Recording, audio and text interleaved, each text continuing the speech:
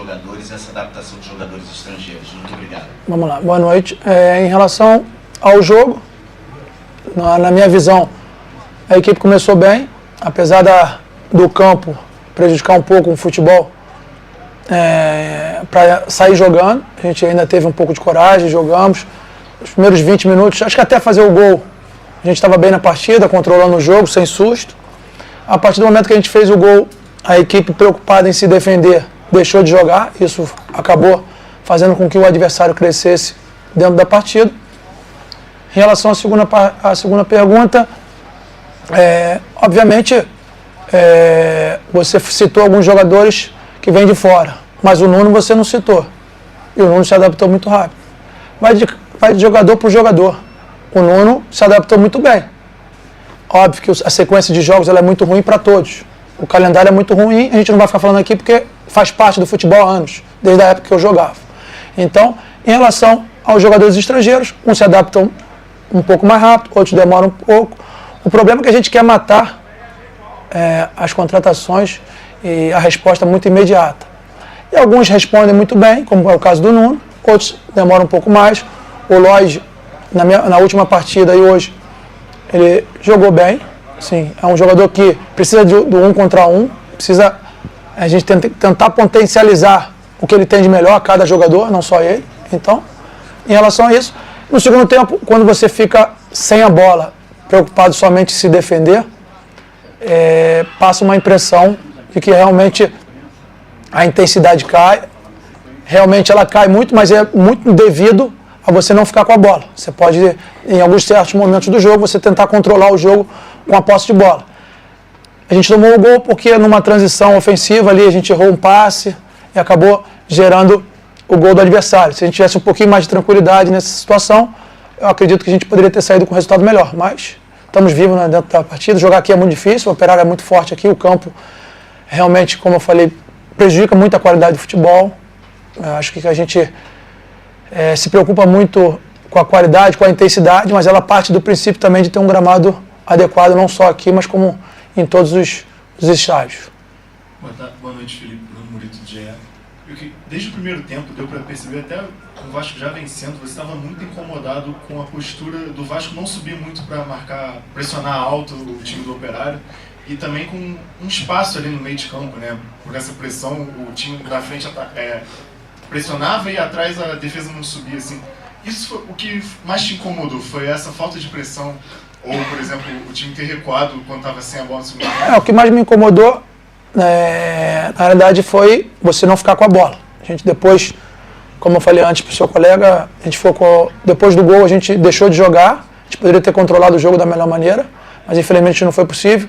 Esse espaço entre linhas a gente está ajustando, mas também para o Operário ter um jogo muito vertical, então a preocupação da última linha em andar para trás para não gerar bola nas costas da última linha, então essa preocupação, porque a Operário é muito forte, mas o que me deixou mais chateado foi em relação a gente não ficar com a bola.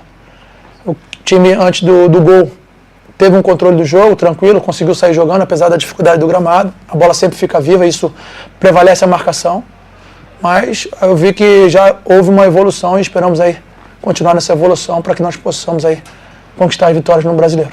Felipe, aqui, Gabriel Suave, Jogada 10. Eu queria saber como que foi para você assumir esse comando aqui inteiramente, o planejamento para esse jogo, e se nesse planejamento, por conta da maratona de jogos que o colega ali citou, existia algum pensamento de conseguir um resultado com um número maior de gols, com maior saldo, para conseguir descansar um time um pouco no jogo da volta? Não, na verdade, assim, o calendário prejudica bastante. A gente vai se reunir juntamente com os médicos, com o preparador físico, com os jogadores. O feedback do jogador é muito importante. A gente teve que fazer 2, 3 substituições porque os jogadores pediram para sair.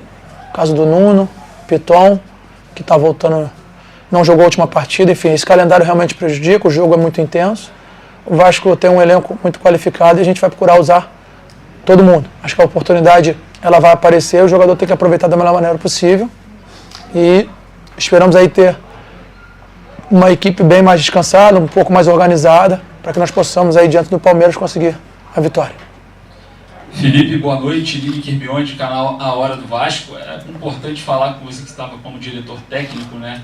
Tem um envolvimento mais assíduo na questão da gestão de elenco. Tem uma dúvida que o torcedor sempre nos pergunta nas redes sociais, que é em relação ao Capasso.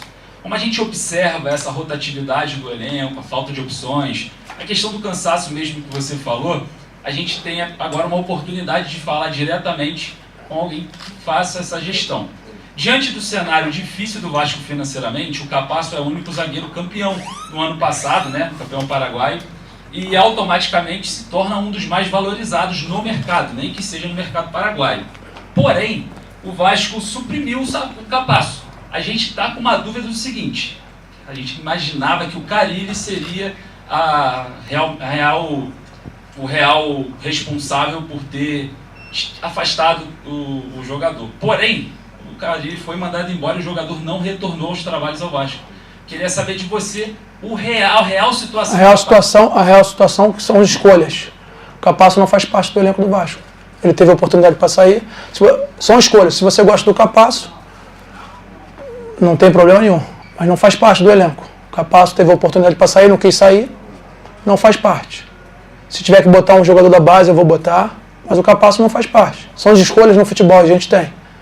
Se o Capasso fosse realmente esse grande zagueiro, ele não teria saído do Vasco. A questão de escolhas. Você gosta dele. Eu não gosto. A questão financeira. Financeiro o quê? Ele não quis sair. Vamos lá, seu nome? Lineker, vamos lá. O Capasso tem contrato e ele apareceu 3, 4 propostas. O jogador não quis sair. É um direito dele, mas é um direito meu escolher quem faz parte do grupo do Vasco. Você gostando ou não, tem que aceitar. São decisões. Futebol, falar é muito fácil, fazer futebol é difícil. Próximo. Boa noite, Felipe Leandro, da Rádio MZ de Ponta Grossa, do Esporte Emoção. Queria que você fizesse uma análise, se você achou que foi justo. No primeiro tempo, tivemos, se eu não me engano, 2 boas oportunidades com o Ryan. Uma, ele chutou em cima do goleiro, poderia ter tirado um pouco mais, e o gol do Nuno. Depois do gol, o Operário cresceu na partida, criou algumas oportunidades. No segundo tempo, o Vasco deixou de jogar, teve algumas oportunidades, uma com o Lloyd, uma com o Alex Teixeira, que bateu na zaga, se eu não me engano. Enfim, acho que, pelo que as duas equipes apresentaram, acho que foi justo o resultado. Boa noite, Felipe. Jean, do canal Atenção Vascaínos. Felipe, há 2 anos o Vasco meio que está condicionado a jogar para o Verratti. Até porque os números dele são excelentes, jogador goleador em todas as competições que o Vasco disputa. Qual é o grande desafio para um treinador do Vasco em jogos que o Vasco sofre, que o Vasco não fica com a bola e ele praticamente não participa do jogo, na fase ofensiva? Até se doa, tenta fazer a marcação, mas hoje, por exemplo, não teve nenhuma oportunidade. Como fazer com que o Verratti possa ser mais útil nesse tipo de jogo que o Vasco não consegue ter o controle e não consegue ser tão bom na fase ofensiva? Vamos lá. O Verratti vai passando, entrando no ano, ele vai ficando muito mais visado. Hoje o jogador, zagueiro, linha defensiva, ele nem olha para a bola, ele olha para o Verratti. Então a gente tem que criar mecanismo para que a gente possa criar soluções por dentro, para que o adversário fique preocupado também com essas situações, para que ele possa ter um pouco mais de liberdade. O Verratti é um jogador, é o melhor na bola aérea, então a gente precisa melhorar nesse aspecto. Acho que o campo desfavoreceu um pouquinho, ele ainda tentou criar algumas oportunidades, enfim, mas o time do Operário também é um time muito alto. Tinha, se não me engano, os 2 zagueiros e o volante, o primeiro volante, também de uma estatura muito grande, mas a gente vai trabalhar nesse sentido de ter conexões um pouco mais rápidas, para que a gente possa ter, o Verratti possa ter um pouco mais de liberdade. A última. Felipe, eu sou o Marcos, do portal Boca no Trombone, de Ponta Grossa. Minha pergunta é mais no sentido da preparação para o jogo. O Operário vem de uma sequência negativa, são 4 jogos sem vitória, alguns jogos sem marcar. Eu gostaria de saber como foi a sua preparação para o jogo, inclusive você assumindo o time agora, mas como é que foi a sua preparação para esse jogo? Como é que foi a condição do elenco para esse time que não vinha ganhando? Como é que você conseguiu preparar? Como é que foi a sua motivação para o jogo? Como é que foi esse preparativo? A gente conversou, analisou o Operário. Acho que um jogo da Copa do Brasil é um jogo diferente, de 180 minutos. Sabemos que a gente poderia ter saído com um resultado melhor, mas a gente trabalhou durante a semana para que a gente pudesse melhorar um pouco da parte ofensiva, criar várias oportunidades. Criamos algumas no primeiro tempo, principalmente, mas o Operário também tem a sua qualidade, o campo prejudicou bastante. E é importante que a gente vai decidir diante do nosso torcedor.